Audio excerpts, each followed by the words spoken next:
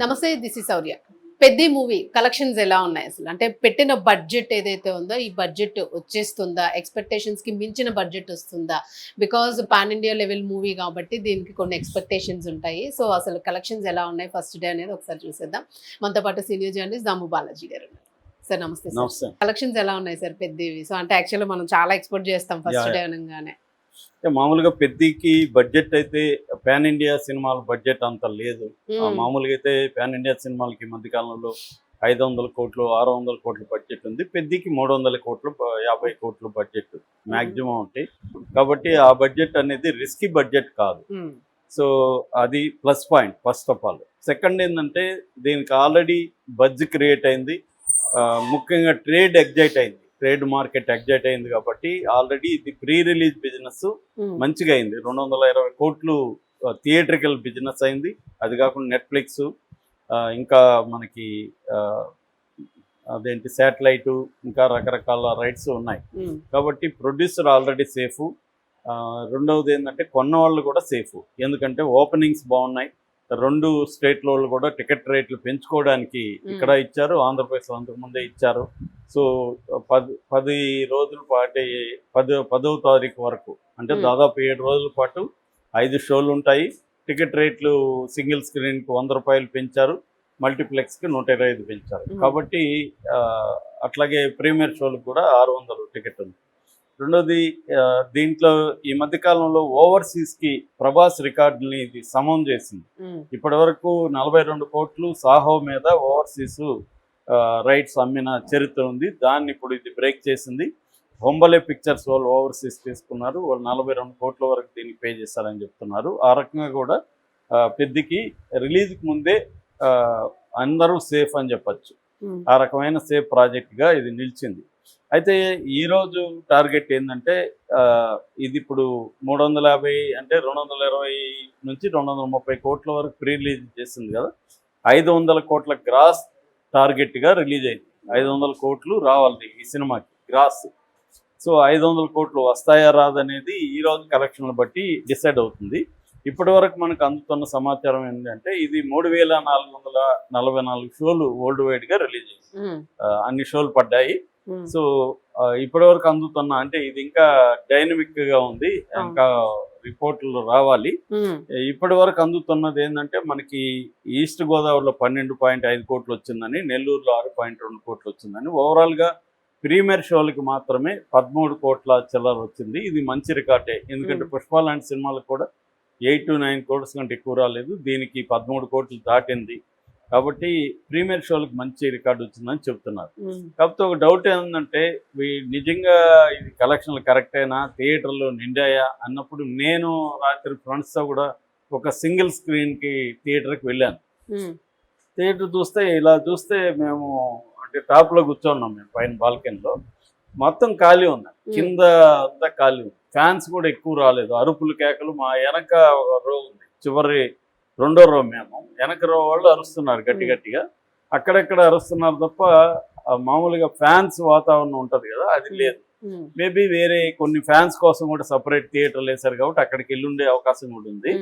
ఏదేమైనా ఖాళీగా ఉంది ప్రీమియర్ ఇది. మరి థియేటర్ ఖాళీగా ఉన్నప్పుడు ఇంత కలెక్షన్లు వస్తాయా అనేది ఒకటి. ఈ మధ్యకాలంలో ఏంటంటే కలెక్షన్లు పెంచి చెప్పడం మేము అందరూ చేస్తూ ఉంటామని నాగవంశీ కూడా మధ్య స్టేట్మెంట్ ఇచ్చారు. అలాగే ఏమన్నా చెప్తున్నారు అని అనుమానాలు అయితే ఉన్నాయి, ఎందుకంటే మా పర్సనల్ ఎక్స్పీరియన్స్ నుంచి థియేటర్ అంత ఖాళీగా ఉంది. ఇంటర్వ్యూలో కొంతమంది వెళ్ళిపోయారు కూడా. సో ఎందుకంటే మాకు 9:15 షో వేసారు, కరెక్ట్గా ఎగ్జాక్ట్గా 9:18కి సినిమా స్టార్ట్ అయింది, 9:18 సో అందువల్ల ఈ కలెక్షన్లు అయితే వాళ్ళు ఇప్పటి వరకు మనకి ఇదంతా కూడా ఏంటంటే ఈ ShackNilk.com సైట్నే బేస్ చేసుకొని, ఎందుకంటే మన ఇండియాలో ShackNilk.com authentic box office collection చెప్తాం, దాన్ని బేస్ చేసుకొని మిగతా వాళ్ళు అందరూ చెప్తారు. నేను కూడా దాన్ని బేస్ చేసుకొని చెప్తున్నాను. ఏదేమైనా ఈరోజు కలెక్షన్లు ఎన్ని కోట్లు అంటే 100 వరకు కానీ రాగలిగితే మాత్రం బ్రహ్మాండంగా ఉన్నట్టు గ్రాస్. సో నెట్ ఎంత వస్తుంది అనేది చూడాలన్నమాట, ఎందుకంటే 500 కోట్ల గ్రాస్ అనేది రావాలి. నాకు తెలిసి అయితే 500 కోట్ల గ్రాస్ వచ్చేస్తుంది సినిమాకి కంఫర్టబుల్ గా. ఓకే. అంటే సినిమా 100% సర్వైవ్ అవుతుంది. ఉమ్. సర్వైవ్ అవడం ఇంపార్టెంట్. అవును. దాంతో ఆల్రెడీ ప్రొడ్యూసర్ సేపు, కొన్నోళ్ళు సేపు అంటే సినిమా హిట్ లెక్క. అవును. అది కాకుండా ఇది బ్లాక్ బస్టర్ గా నిలవాలి అంటే మాత్రం కలెక్షన్లు పెద్ద రేంజ్ లో ఉండాలి. ఇప్పటికైతే బాగున్నాయి. బుక్ మై షోలో కూడా ఇందాక నేను చూస్తే గంటకి 40,700 టికెట్లు అమ్ముడుపోతున్నాయి. రన్నింగ్ లో ఉంది. ఓకే. సో పైగా దీనికి ఏమి పోటీ సినిమాలు కూడా ఇప్పుడు ఏమి లేవు. హాలీవుడ్ కానీ ఇక హిందీ కానీ ఏవి కూడా పోటీ లేవు. కాకపోతే హిందీలో స్లోగా ఉందని చెప్తున్నారు. ఓకే. స్లోగా వెళ్తుంది, హిందీలో ఎక్కలేదు సినిమా అనేది చెప్తున్నారు. ఎందుకంటే ఇది నేటివ్ తీసుకున్నారు సబ్జెక్ట్. థీమ్ ఏమో యూనివర్సల్ థీమ్, అంటే మల్టీ జానరా స్పోర్ట్స్, క్రాస్ ఓవర్ అథ్లెట్ ఇతను ఉంటాడు కాబట్టి మల్టీ స్పోర్ట్ సినిమా ఇది. అది కనెక్ట్ అవుతుంది కానీ లోకల్ ఇష్యూ లాగా తీసుకున్నారు. విలేజ్ రెండు కలిపారు ఇక్కడ. ఓన్లీ స్పోర్ట్స్ ని కలపల, ఆ స్పోర్ట్స్ మాత్రం ఫోకస్ చేయలే. ఫైనల్ గా ఎలాగ వెళ్ళిపోయిందంటే విలేజ్ కి రైల్వే స్టేషన్ తేవడమే అతని పని. అతను స్పోర్ట్స్ మ్యాన్ కాబట్టి ఆ యాంగిల్లో వెళ్ళి తెచ్చాడు. స్పోర్ట్స్ మ్యాన్ కాకపోతే ఇంకొక యాంగిల్లో తెచ్చేవాడు. అంత తప్ప ఫోకస్ స్పోర్ట్స్ మీద నుంచి రైల్వే స్టేషన్ మీద షిఫ్ట్ అయిపోయింది కథలో. కాబట్టి అక్కడ కూడా ప్రాబ్లం ఉంది, అంటే కనెక్ట్ అయ్యే దగ్గర సెపరేట్ వాటిని మెర్జ్ చేశారు. సో అక్కడ కూడా ఫోకస్ పోయింది. అంటే చాలా సార్లు మనకి అనేక విషయాలు చెప్పేద్దాం ఒకే సినిమాలో అనిపిస్తుంది. అది ఆ ప్రెజర్ ని తట్టుకోవడం ఆడియన్స్ అర్థం కాదు. చాలా చోట్ల కన్ఫ్యూజన్. అరే ఫర్ ఎగ్జాంపుల్ ఈ అమ్మాయిని తను బలంతో ముద్దు పెట్టుకుంటాడు ఒక సీన్ లో, చీకట్లో.